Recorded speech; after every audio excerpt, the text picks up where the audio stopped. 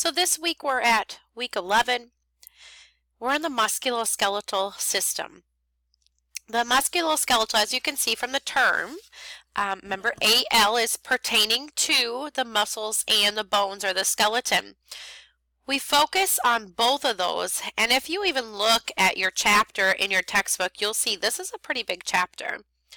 It's not only, like the picture conveys here, strength, meaning muscle strength, but also bone strength. We need to make sure the formation and the structure, the content is good.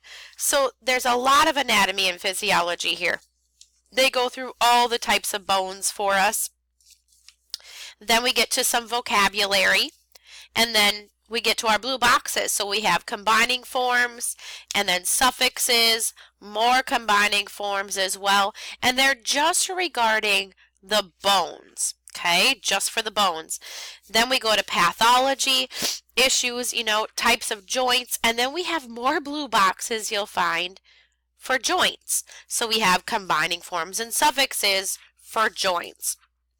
As we keep going, then we kind of switch halfway and we get into muscles and we look at the different types of muscles. There's a little bit of vocabulary and then more blue boxes. This is our third set of blue boxes here for combining forms, suffixes, and prefix pertaining to muscles.